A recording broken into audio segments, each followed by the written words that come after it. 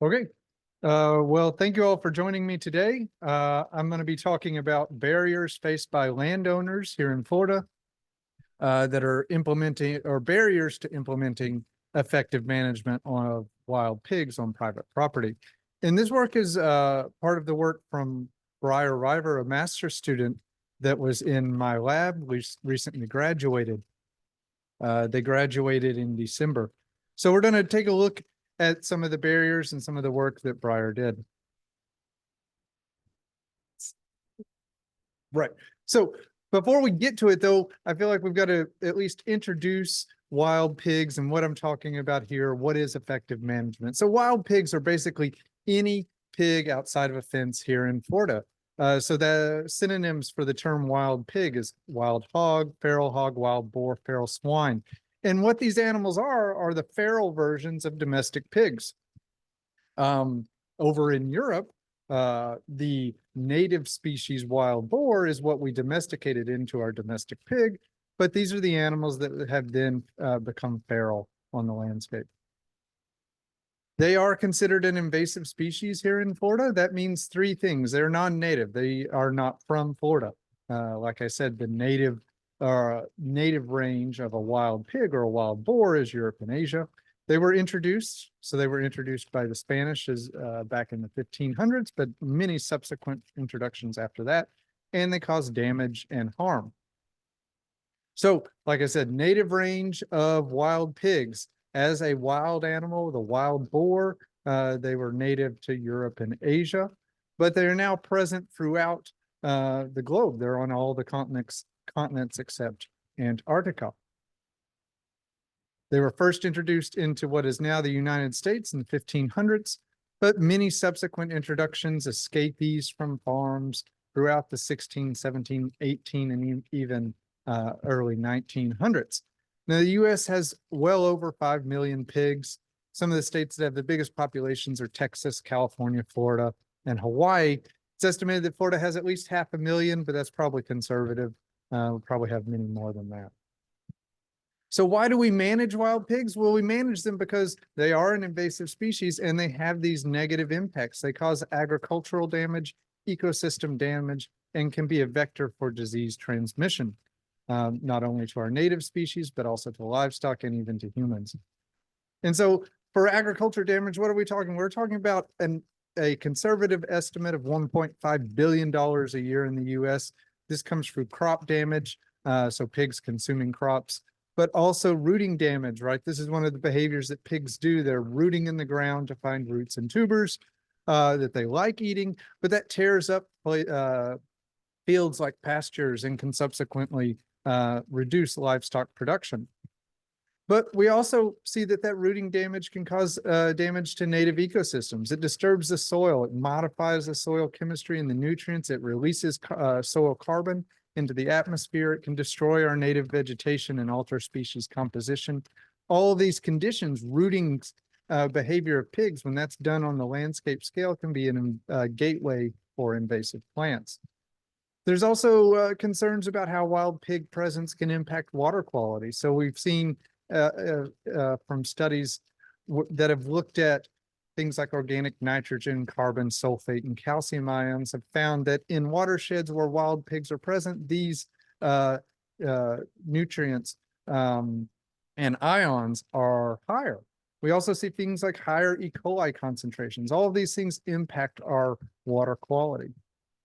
Now, pigs will compete with our native wildlife. They compete in the fall over hard mass like acorns, especially with some of our favorite native wildlife species here in Florida, like white-tailed deer, turkey, and squirrels. They'll compete against these species at game feeders and quickly can destroy food plots. Now, they also are opportunistic predators on other native wildlife. So one of the reasons that pigs are such a successful invasive species is they're omnivores. So they eat both plant and animal material, and they opportunistically eat that animal material. Now, mostly that comes in the form of invertebrates that are consumed during rooting activities, but it also includes vertebrate species, including some sensitive species like salamanders, but also predation on eggs and young of ground nesting vertebrates. So those are things like turkey, quail, and even sea turtles. And finally, they are a vector for disease transmission. And here in Florida, that often centers around water. So the same sort of water that livestock are using, that wildlife are using, wild pigs are using as well. And so those watering holes and those watering troughs can be ways that diseases like brucellosis and leptospirosis and pseudorabies can spread from wild pigs that act as reservoirs for these diseases to our native wildlife, to our livestock, and even ultimately to us. So how do we manage wild pigs? Well, the best management technique that's available to most people is whole sounder removal. And so the idea behind whole sounder removal is to focus on the sounder of wild pigs. Now, a sounder is just it's a social group of wild pigs. It's adult females that are often related, and they're young. And really, to achieve a reduction in population growth, you need to be removing most of the wild pigs in an area every year, if not more frequently. And that's because one of the other characteristics of wild pigs is a really rapid reproduction, high reproductive rate. So here in Florida, we see that pigs can reproduce year round, sometimes even twice in a single year, they'll produce litters. So you want to aim to remove that entire sounder at the same time. That has many different benefits. You're more effectively removing more animals on the landscape. And these techniques are better than techniques that focus on single individuals. So things like hunting and cage traps that just capture or kill one pig at a time are ineffective relative to whole sounder removal and could be even counterproductive. So this is some data I'm going to show you from a population modeling exercise done by Kim Pepin a few years ago in ecological modeling, sort of predicting how whole sounder removal is more effective for a wild pig population control. So what they did is they first looked at a random culling. So in this model, they have a hypothetical population of wild pigs, and then they say, let's cull 20% of them. Let's hunt 20% of these pigs, but randomly, right? So not in a whole sounder sort of framework. And what they see is a slight reduction in the, so slight reduction in the population, but still seeing those annual fluctuations and cycling, but not a very large reduction. So at this level of population reduction, you're not going to see a real reduction in the damage to the agriculture, to ecosystems, or a reduction in disease transmission rates. However, when we introduce sounder-based culling, but still only culling 20%, but now we're removing 20% of the social groups in the system, we see a bit more of a decline, right? Where our population is in some of these model runs getting to about half of the original population size.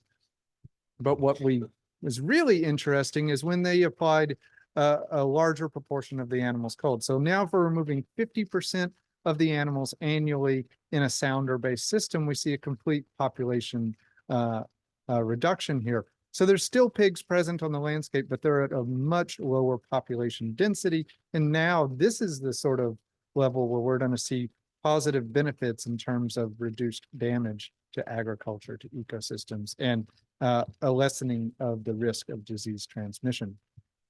So another important paper, though, was recently came out, and this was from work, I think, in South Carolina, where they looked at how frequently or how does a wild pig population respond after intensive 50 to 60% population reduction using whole sounder removal. And so what they saw was a huge reduction in population abundance following whole sounder removal in the study area, but then a gradual increase in the population abundance to levels even above what the population was prior to whole sounder removal. And so what we're seeing there is what we call compensatory reproduction. So you remove a bunch of pigs from the landscape. Now the pigs that are remaining actually increase their reproductive output. More piglets survive to adulthood. And so we see a population rebound and cycle higher. Now, this population would eventually come back and enter sort of a stable state around 100, which is what the study area could probably hold long term. But what this tells us is that we really only get about 6 months in the southeast in terms of reducing the potential for damage due to wild pigs following whole sounder removal. So whole sounder removal can't be a one and done operation. It has to be something that we do almost continuously on the landscape. So whole sounder removal, right? It's tailored to the social behavior of pigs. It's focused on the social group. It's more effective than traditional hunting and single animal traps because you're moving more animals at a single time from the landscape, but you're also reducing the chance of educating wild pigs. So because pigs are social animals, when you just trap one or just shoot one, the animals that are in that social group that saw that happen to their member of their social group, the member of the sounder, they're going to be more wary of that sort of trap in the future. They're going to be harder to hunt and harder to kill. So that educates them to those techniques. But if you're using whole sounder removal, then you're removing the entire social group in one time. There's less of a chance of educating wild pigs to those techniques. So that's why sometimes hunting or single animal traps can be almost counterproductive to population removal strategies. But let's get to the meat and potatoes of this talk. What are Floridians doing about wild pigs? Are they using whole sounder removal on private property here in Florida? And if they're not, why not? Or what else are they doing? And so that's what Breyer's research was focused on. And here we focused on two groups of people here in Florida that are typically dealing with wild pig damage on their land: rural residents and livestock producers. But before we jump to the survey and how we sort of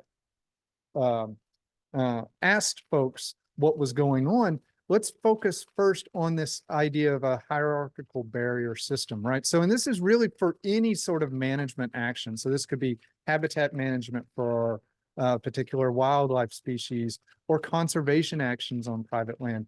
There's this hierarchical barriers to make management actions. And that applies to wild pig management as well. So first, sort of the basic barrier that some people have to overcome is the knowledge of a problem. So here for wild pigs, this could be landowners that are unaware of the negative impacts of wild pigs. They might not know that wild pigs are invasive to Florida. So if you're a landowner or a person that thinks wild pigs are a native species, then you're not going to be exploring ways to reduce their populations because you're thinking naturally this is a native animal, it's not causing any trouble, why would I want to reduce its population? Now, the next barrier is the motivation barrier, right? So you might know that wild pigs are an invasive species in Florida, but you might not have the motivation to implement management. So these could be landowners that know about wild pigs, but aren't motivated to implement that management. Perhaps they aren't experiencing damage firsthand on their property, or they aren't perceiving that damage. Perhaps they don't know that that's wild pig damage. They might think it's armadillo damage or something like that.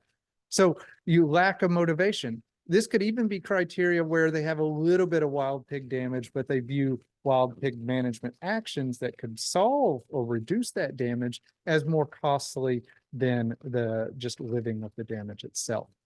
Now, the next sort of barrier that we see in this hierarchy is a knowledge of management actions that you can take. So you might have the motivation to be implementing management, but you don't know what sort of management is best, or you don't know the techniques that you can use. So here could be people that are perhaps shooting wild pigs on their property and not seeing great results from that activity, but they could be unaware of the idea of whole sounder removal, this sort of powerful technique that we have in our toolkit. Then the next barrier after that is a knowledge of resources that might be available for someone to implement something like whole sounder removal. So here is the idea that whole sounder removal, right? It involves somewhat specialized traps, right? They have to be large corral traps that can capture a whole group of pigs at the same time. It's a little bit more intensive than just going out and shooting pigs on your property or hunting. So it has additional costs to it, right? There's a technical expertise, there's financial resources, there's time. So a lack of those resources might be a barrier. But there are programs out there. UF-IFAS Extension focuses on providing technical resources. There are state and federal agencies that focus on providing financial and technical resources to private landowners to implement better wild pig management. But the knowledge and ability to access those resources could be a barrier as well. And then our final barrier is this idea of collaboration. And so this is sort of like the ultimate, if you think of like it as a pyramid. These are folks that are facing this collaboration barrier, would be folks that they know wild pigs are invasive, they know they're a problem, they're motivated to do something about it, they are doing something about it on their property, they're implementing whole sounder removal, they're seeing short-term success from whole sounder removal, they're reducing locally the wild pigs, but their neighbors aren't doing anything about it, or perhaps even making it worse by actively releasing wild pigs on their land, which these activities can and do occur in Florida. So the concept here is that you actually need, for landscape scale effects, you need collaboration among landowners to reach long-term solutions and long-term goals for wild pig management. So that's our ultimate barrier, would be collaboration among landowners. So to look at where we are in this hierarchy of barriers and how we can improve extension activities and extension resources so that we can help Floridians move upward through this hierarchy of barriers and better implement wild pig control on their property, we designed this online survey, and it focused questions on different aspects of wild pig management. We focused on knowledge about wild pigs. We asked questions about attitudes toward wild pigs, and we asked questions about the motivations and management actions that people were taking on for wild pigs on their property. We asked whether they had wild pigs on their property, if they had noticed damage. So we were really taking a comprehensive approach to this issue to really sort of tease out those different barriers that people might be facing. So we distributed the survey via mailed postcards, and this was from a random subset of rural residents and livestock producers in Florida. And this was important. We wanted to get a representative sample of folks across Florida to have better data on these issues. Now, we also, in addition to our random subset, we also sent out emails from UFI listservs. We asked county and state faculty that are extension to send out emails to the people that they have worked with in the past. We asked the Florida Cattlemen's. They helped us out by sending an email out to their members about our online survey. We did some press releases, and we also did some social media. We really wanted to get as many responses to the survey as possible, because those are our data points. We wanted to hear from people in Florida to better understand these barriers. And so in general, we sent out over 4,000 postcards, and we actually sent out reminder postcards as well. But we didn't get a ton of responses. We got 131 responses from rural residents and 103 responses from livestock producers. Now, that's a bit lower than what we were hoping for, but it's still enough responses to start digging into some of these data points so that we can understand and improve the way we do extension based on these results. Now, I do want to point out that we also asked people if they were hunters or not, because hunters typically know a little bit more about the natural systems and wildlife. And so we wanted to know the proportion of hunters in both of these groups. So we had 20% of our rural residents were hunters, and 57% of our livestock producers reported being hunters. Other sort of demographic info among these survey respondents, the majority were male, the majority were white. This is not surprising. These are groups that have that sort of bias in them already. And we had a good spread in terms of income and education level with respondents. So let's dive in to some of these survey results. So first, rural residents. So rural residents, first let's look at knowledge, right? So we found that 60% of our respondents knew wild pigs were non-native to Florida. And that's not a bad number, that's the majority, but obviously we'd hope that that would be higher. Because wild pigs are perhaps one of the most destructive invasive animals in Florida.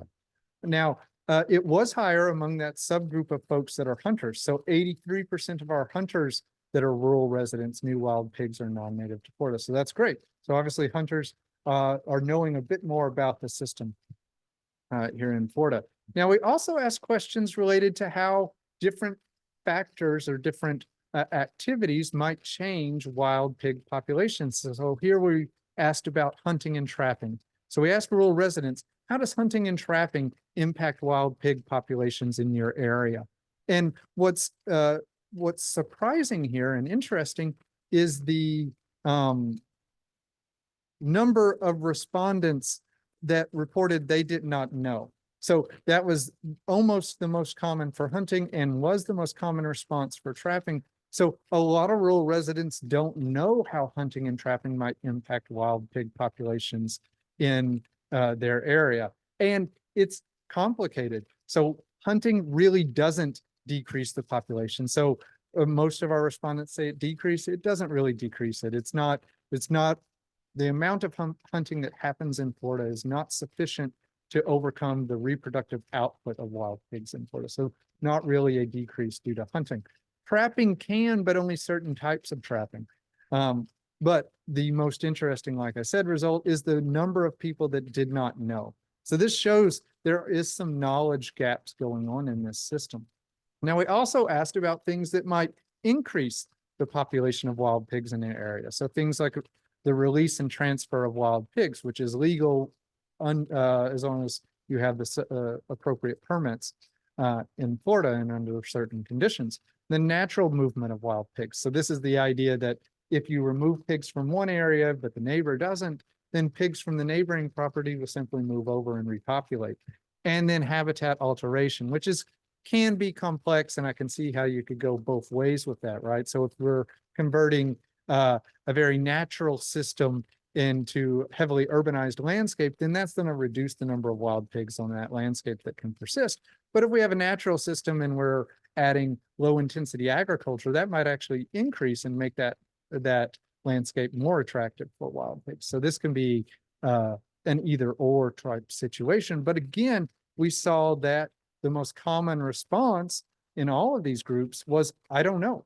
So rural residents don't really know a lot about, or there's a lot of rural residents out there that don't know a lot about how wild pigs, the biology of wild pigs and how that might impact control actions and management actions on the landscape.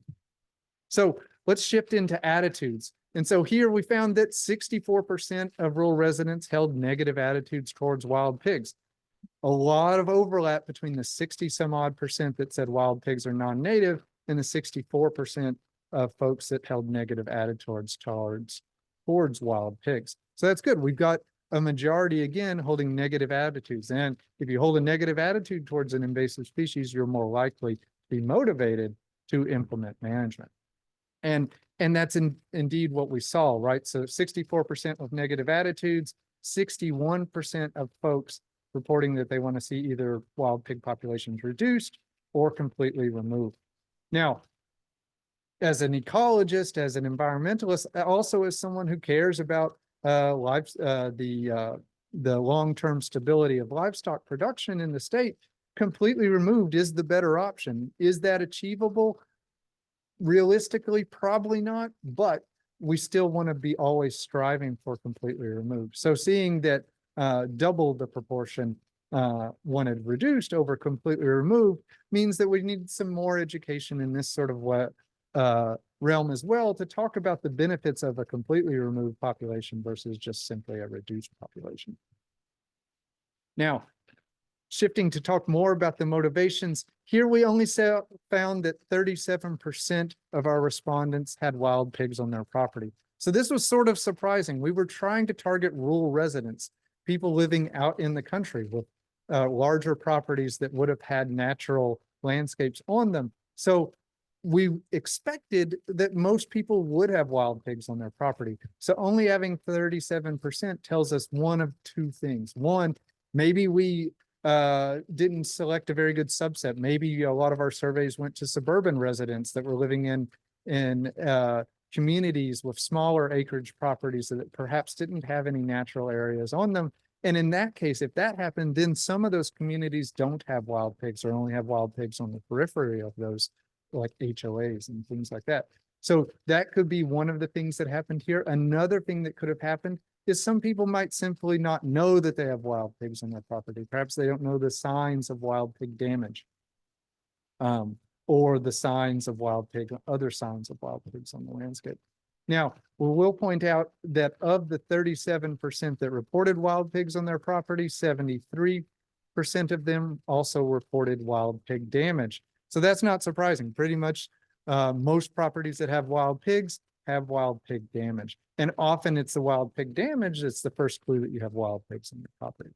Now, among rural residents, the most common type of damage reported was damage to the lawn and landscaping or fencing.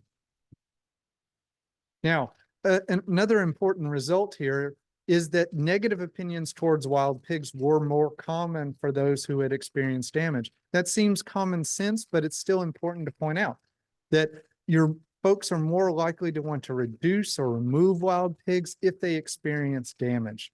And that's a key motivator, right? So we have for someone to want to do management or to want to see the wild pig population to change, they have to have, some skin in the game, some personal impact to them.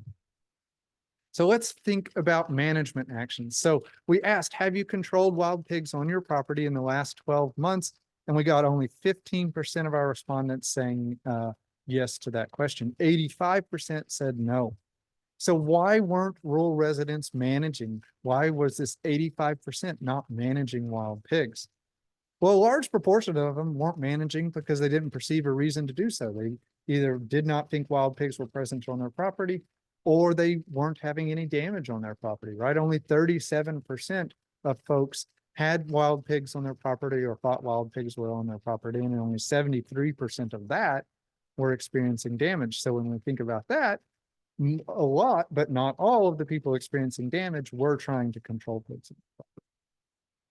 But when we dug into that, we said, all right, so these are just the folks that reported wild pig damage. And if they reported wild pig damage, 61% of them weren't implementing management actions. They weren't doing anything for wild pigs, even though they were experiencing damage. So why was that? And the number one reason that folks cited for not implementing management was not having enough time. So that's one of those barriers, right? That sort of time element, that's a resource. Time is a resource, and these folks didn't have the resources available to them to implement wild pig management on their property. Now, what sorts of management activities were being implemented? And the most common one for rural residents was fencing. And the next most common was shooting or hunting wild pigs. And fencing can be an effective management tool for small properties. If you put the right sort of fence up, you can keep wild pigs off your property and reduce the damage to your property. It gets really expensive to do that at large acreages, but for small acreage properties, it can be a good tool, at least to reduce damage locally on your property. Now, we did not see that trapping was I think there was only maybe 1 or 2 people that said they trapped wild pigs on their property. So trapping wasn't a common management tool that rural residents were using. Now, another sort of interesting finding we had, and this was specifically on hunters. So we asked hunters, asked folks that would say they were hunting wild pigs, well, why are you hunting wild pigs? And the number one reason was to control or reduce the wild pig population.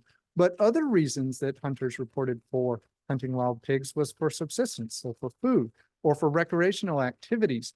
And this is important because these motivations, they could turn out to be perverse incentives. Now, we don't know if they are. We didn't have enough data to dig into this.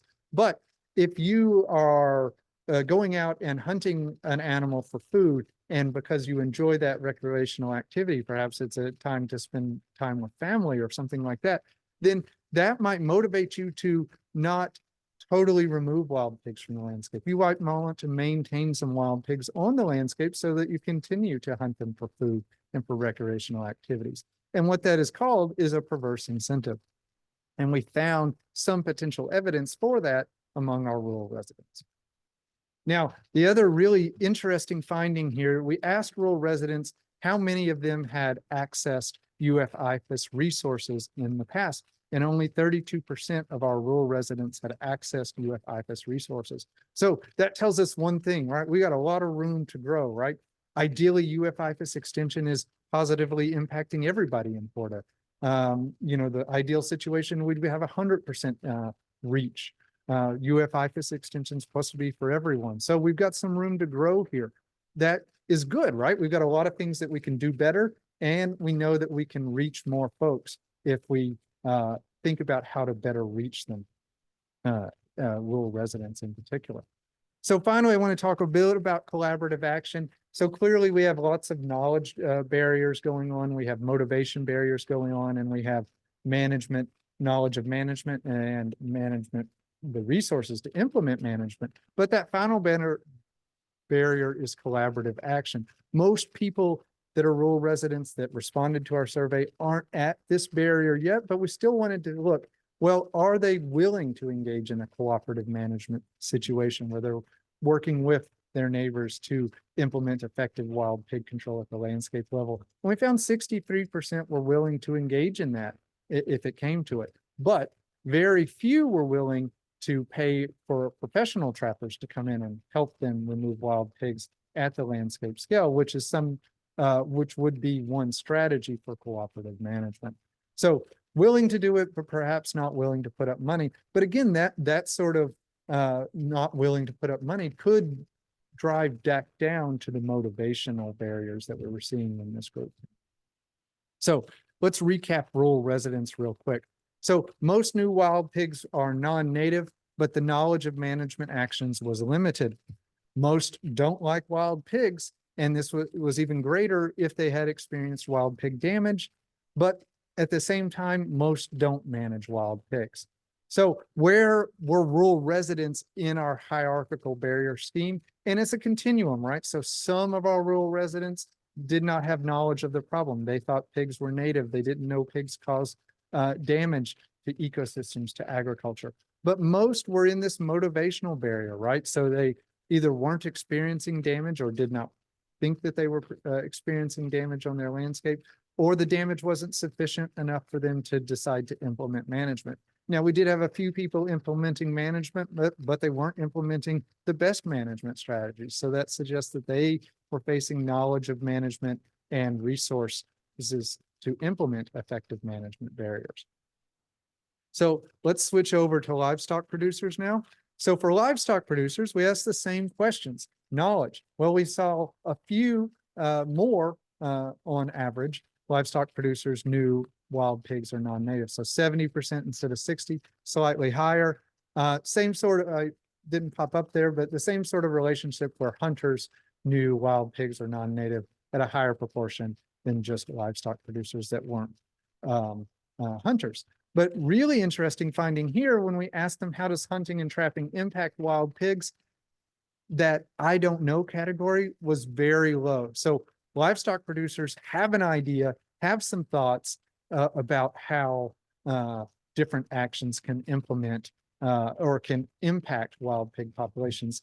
I would say we still have a lot of responses that aren't quite correct in terms of hunting, but we do see at least more confidence, and that gives us more to work with in terms of knowledge gain. Now, what about the things that can positively impact wild pig populations? Again, we saw more responses among livestock producers that these activities do increase wild pig populations, and fewer responses that were in the I don't know category. So again, a little more information out there. Livestock producers do know more about wild pigs and more about the biology and ecology of wild pigs, and ultimately how management actions might impact their populations. Now, what about attitudes? Here we saw a big difference. So remember, rural residents, only about 60% held negative attitudes towards wild pigs. 86% of livestock producers reported negative attitudes towards wild pigs. That's a really high number. And it got even higher when they experienced damage. Now, what does that translate into management actions or desires for management results? Here we see, again, the same sort of thing. Most of the folks that have negative attitudes also want to see wild pig populations reduced or completely removed. But again, a larger proportion just want them to see them reduced, not completely removed. So we really want to, in the future, dive into sort of the reasons why someone might want to see wild pig populations reduced, but not completely removed, to better understand the motivations going on here. So looking at those motivations, 83% of livestock producers reported wild pigs on their property. That's almost all of them. And of those, 90% reported wild pig damage. So those are very high numbers, higher than the rural residents. Remember, rural residents, it was like 37% reported pigs on their property, and 73 of those reported damage. So we have a lot more motivation going on here. There's a lot more presence of wild pigs on the properties, or at least knowledge of the damage, so that they're able to identify that pigs are present. Now, what does that damage come in forms of? Well, we asked livestock producers, what are wild pigs damaging on their property? And the number one most common response was pastures, but we also saw really commonly reported was roads, wildlife habitat, sod, feed, grain, and hay. All of these responses were common damage, but pastures was number one. And we even dug deeper and we asked, all right, so rate the damage to pastures. And 60% of folks rated severe damage to pastures and 26% to moderate. So there's a lot of damage occurring out there due to wild pigs. And this has got to be a large motivator for implementing management.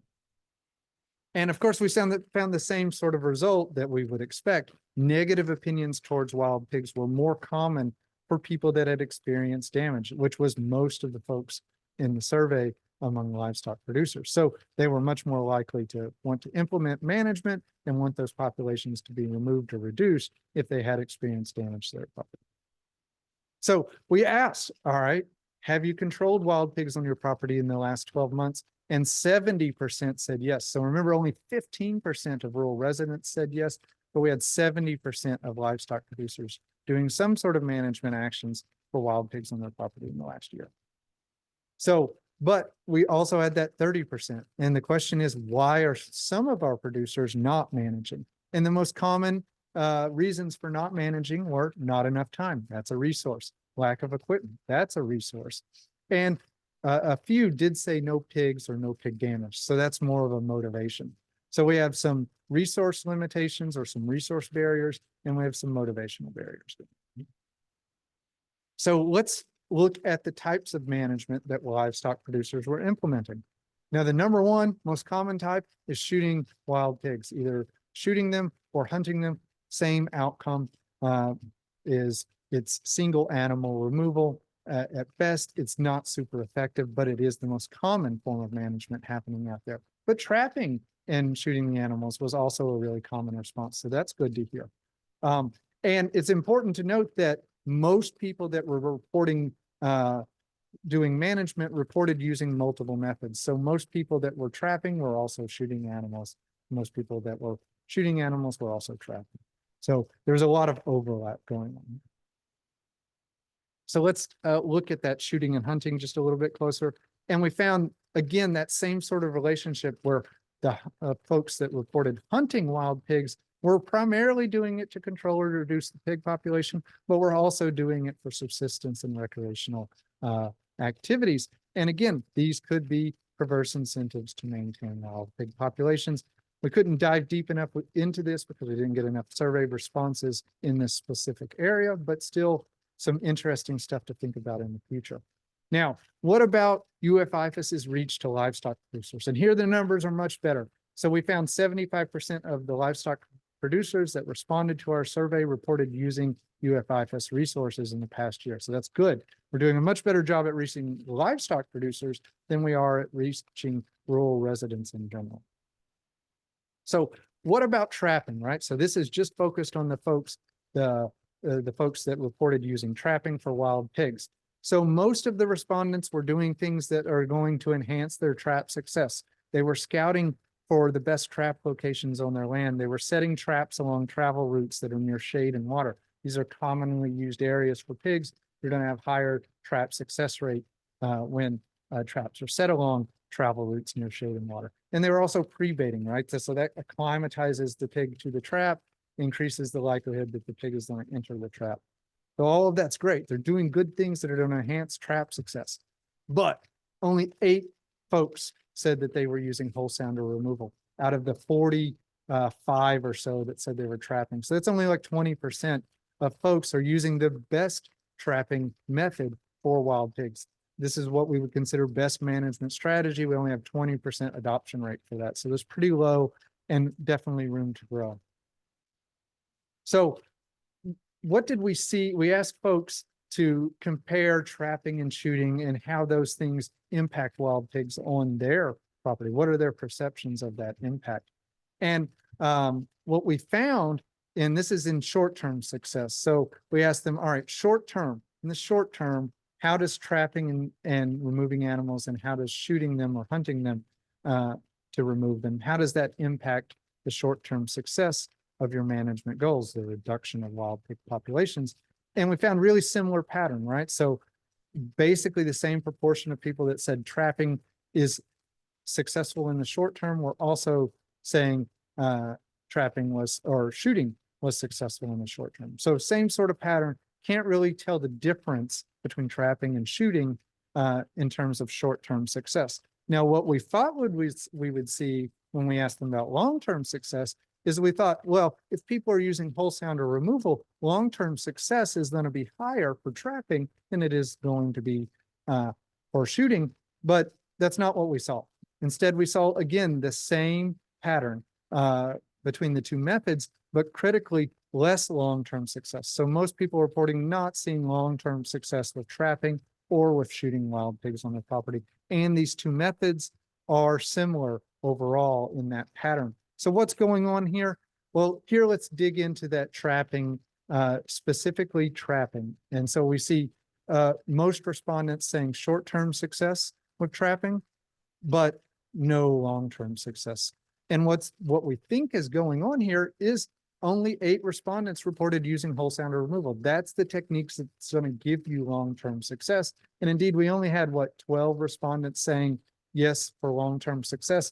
And there was a lot of correlation or overlap between the 8 respondents that reported using whole sounder removal and the respondents that were seeing long-term trapping success.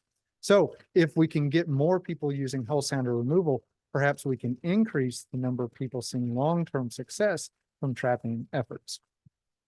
So finally, we asked about collaborative action. A few of our folks are there in livestock producers. Definitely more of them are there than there are at the rural resident category.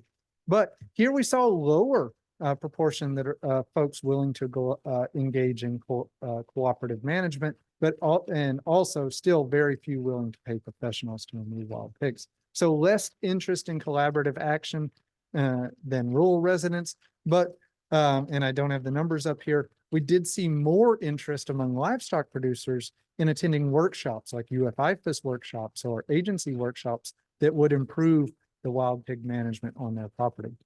So they're more willing to do the work on their own land, but a little less willing, at least at first, to collaborate with neighbors to implement effective management. And we don't know why. There seemingly a low willingness to do that, but that could be a future thing to think about. Why are folks less willing to engage in cooperative management in the future? So let's recap livestock producers here. So most knew that wild pigs are non-native, and in general, they had more knowledge of how management actions might implement or impact wild pig populations than rural residents did. In general, more knowledgeable. Most don't like wild pigs, and this was even greater if they had experienced wild pig damage.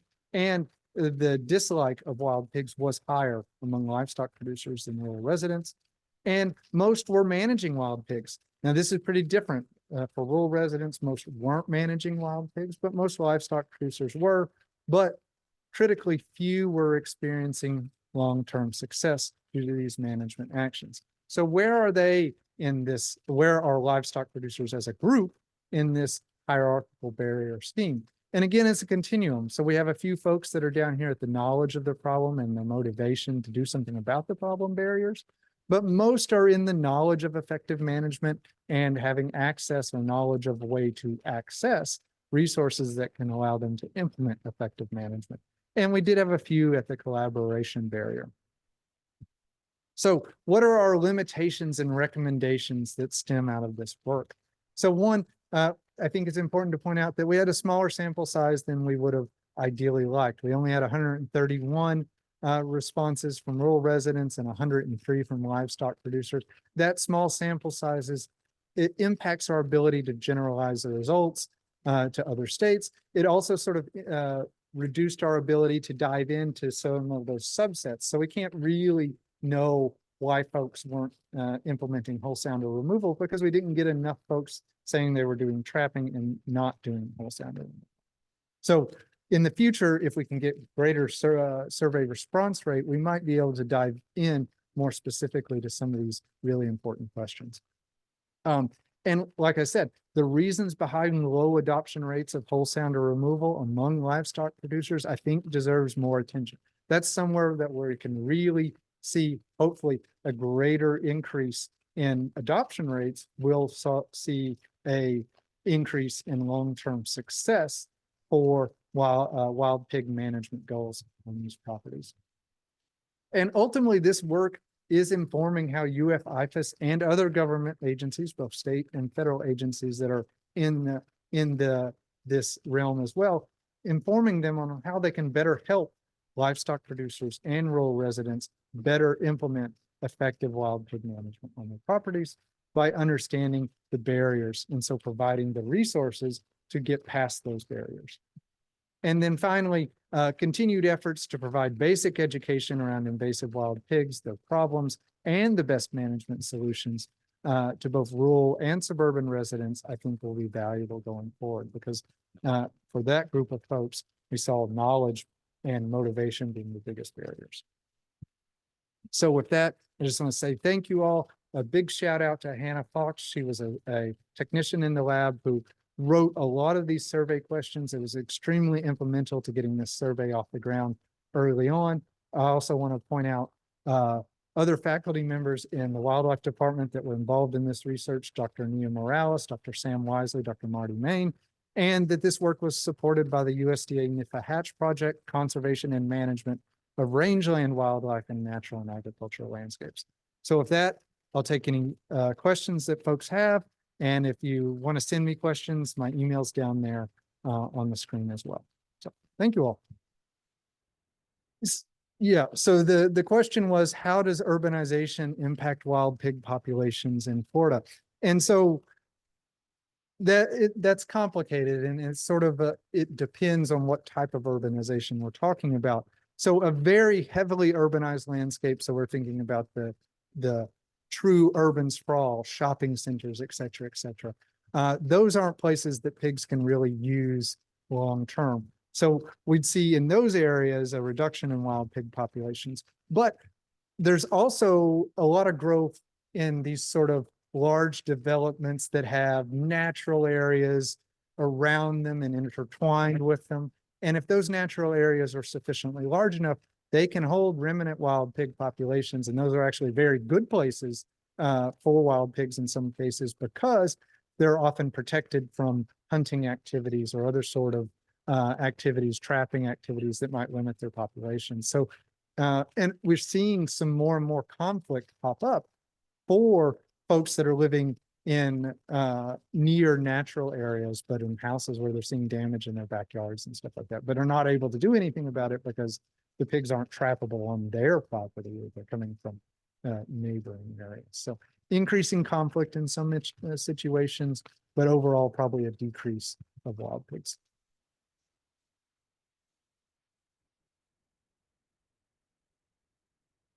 So the question was about, the question is related to pig brig, which is one type of trap that's effective for whole sounder removal for wild pigs.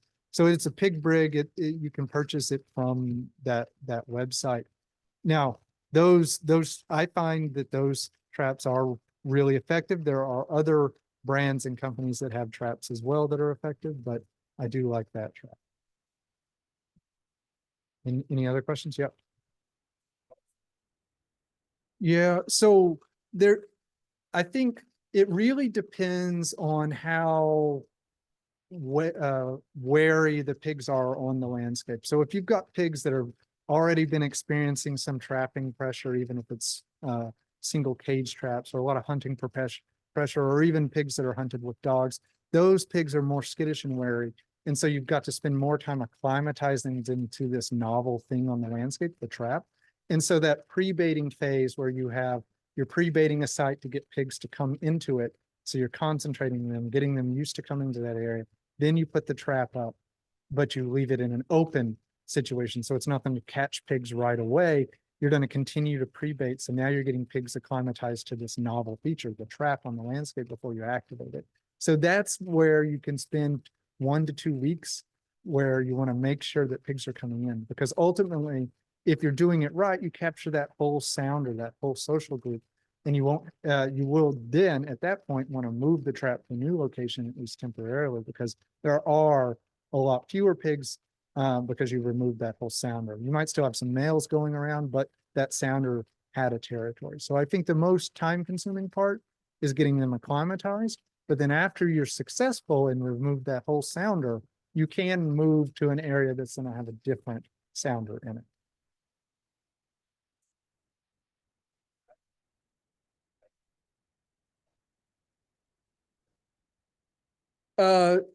That could be a strategy, but you don't like that research in South Carolina shows it's a 3 to 6 month window for that recolonization. So that's going to wear your trap out to leave it out for that long. And you're not going to want to keep putting out corn bait day in and day out, because something's going to get that corn bait, not pigs. So I think after successful whole sounder removal in an area, it's worth maybe putting up a camera to monitor wild pig activity, or regularly go by that area and see if you're seeing new damage. And as soon as you start seeing new damage, that's when you need to put that trap out again there. Or even reconsider it, like wait 3 months, maybe put out some feed on a camera and see if you get pigs coming to it. If that happens, then that's a clue that maybe you need to do the removal effort again. Right. So the question was whether we were going to follow up with survey respondents with the results of our work, or even follow up information. The survey respondents were anonymous, so we can't follow up. But we are committed to not only publishing this work as a research article, but also continuing to do extension sort of activities that get this information out there. And I will say, we've got more results in this survey than we even presented today. There are more things we can figure out from this survey. So hopefully we'll continue to learn from this survey, and maybe down the line do a follow-up. But it wouldn't be with the same people necessarily. Yep.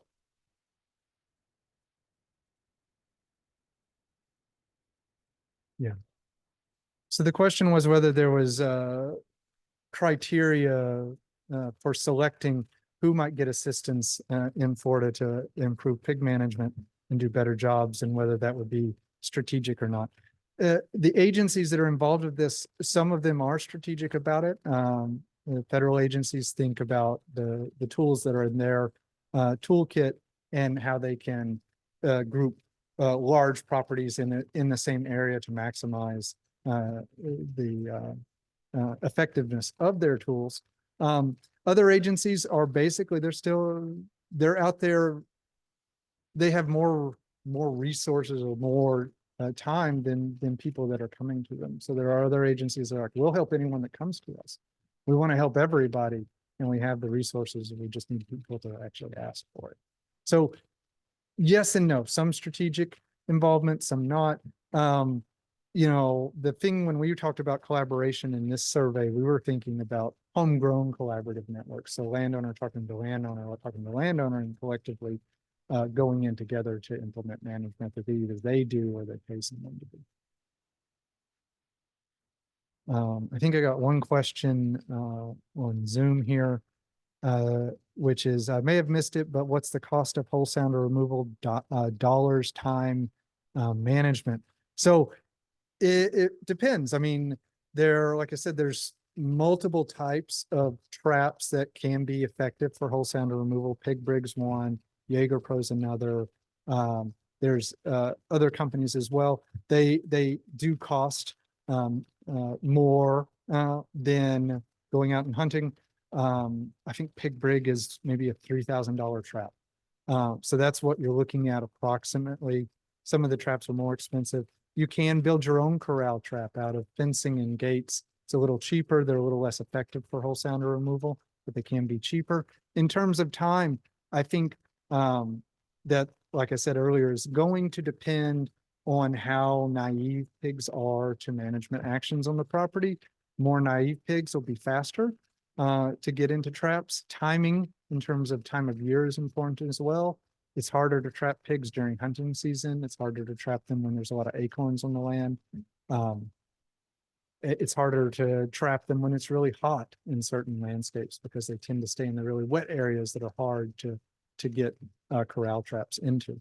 So I'd say it's good to maybe budget if you're thinking these are pigs that have been hunted heavily and have been trapped with small cage traps for a while. They're going to be skittish. You might be smart to think the whole operation of whole sounder removal, where you end up with an entire group of pigs, 20-something pigs removed at the same time, might take you 2 to 3 weeks to achieve that through a system of pre-baiting, getting them acclimatized, and then activating the trap. But ideally, that last night, that night the trap is activated, is a one-night thing. I'll see if there's any other questions.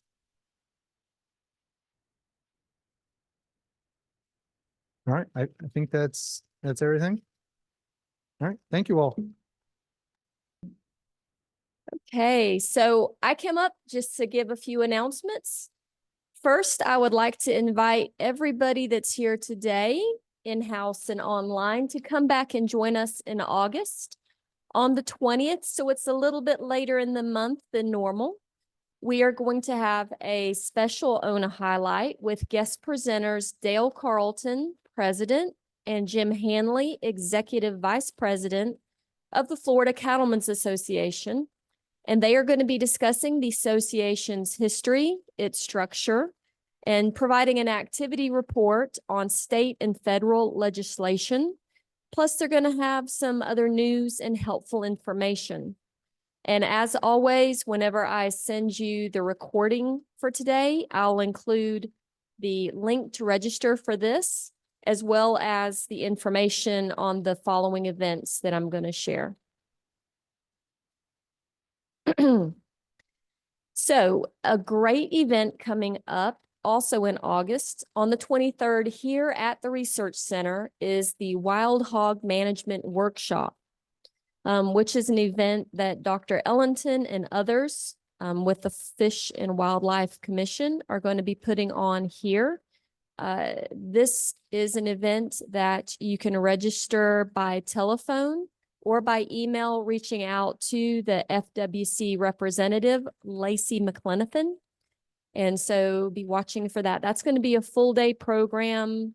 I don't believe there's any cost, right? No cost to participate, and lunch will be provided.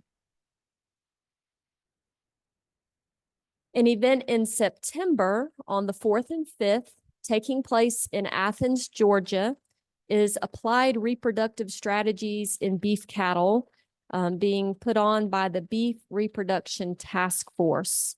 So this is a little far away, but it proves to be a very excellent program.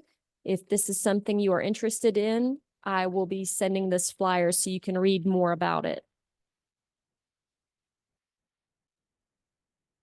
The Archibald Biological Station, Buck Island Ranch, requests for beef cattle producers, ranchers to complete a survey. And I will also share this with you through that email.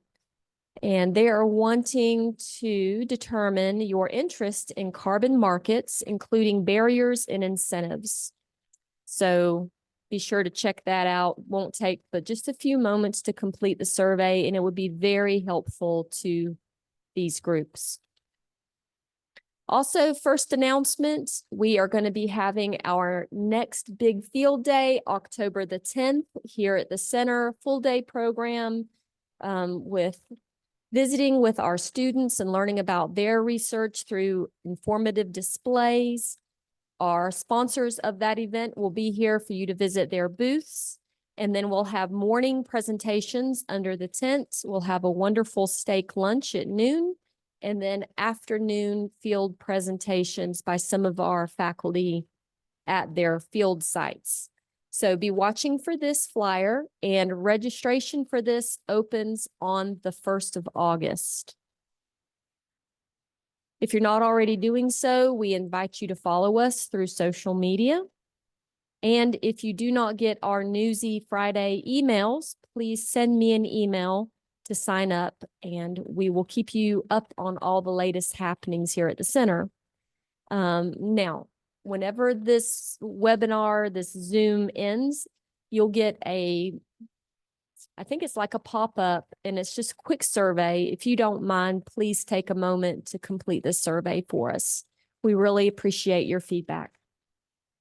So that's all that we have for today, and we hope to see you on August 20th. Thank you.